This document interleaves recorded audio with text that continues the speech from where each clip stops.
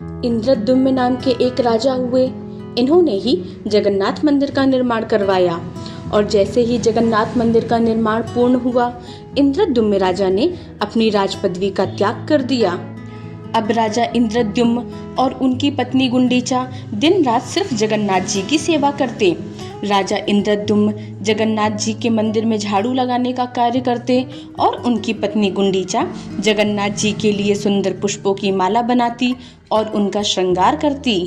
भगवान जगन्नाथ इंद्रद्युम्न और गुंडीचा के त्याग, समर्पण और सेवा से प्रसन्न हुए और उन्हें दर्शन देते हुए उनसे वर मांगने को कहा। इंद्रद्युम्न राजा ने कहा, नाथ, यत्र तत्र कोई भी कह देता है वो राजा जा रहा है जिसने मंदिर बनवाया है।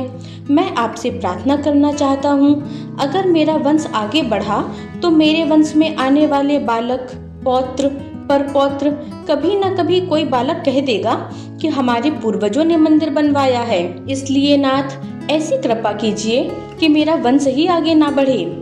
महाप्रभु जगन्नाथ जी के नेत्र सजल हो गए। जगन्नाथ जी बोले, और कितना त्याग करोगे इंद्रद्युम्न? सब कुछ तो तुमने त्याग दिया, अपनी राज पदवी त्याग दी और अब तुम अपना वंश भी आगे नहीं बढ़ाना चाहते।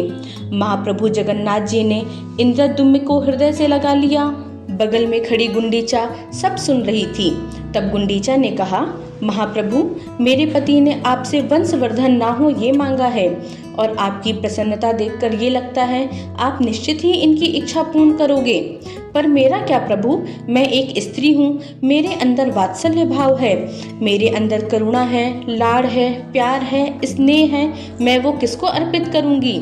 अगर मेरा वंशवर्धन नहीं हुआ तो मैं अपना वात्सल्य भाव किसे अर्पित करूँगी? तब जगन्नाथ जी बोले, मैं तुम दोनों की इच्छा पूर्ण करूँगा। इंद्रद्युम्न की इच्छा अनुसार आपका वंश आगे नहीं बढ़ेगा और आपके वात्सल्य भाव के भाजन के लिए मैं आपका लाला बनकर रहूँगा। आज से मैं आपका पुत्र हूँ। मैया, बस मुझे एक आज्ञा दो, मैं जगत का नाथ हूँ, इसलिए साल भर मैं लोगों को इसी मंदिर में दर्शन दूंगा और साल में एक बार स्नान पूर्णिमा के 15 दिन बाद रथ में बैठकर लोगों की भीड़ के बीच नाचते गाते 7 दिनों के लिए मैं आपसे मिलने आऊँगा। गुंडीचा प्रसन्न हो गई और बालक की तरह जगन्नाथ जी को आशीष देते हुए कहा, जाओ लाला, विश्व का कल्याण करो।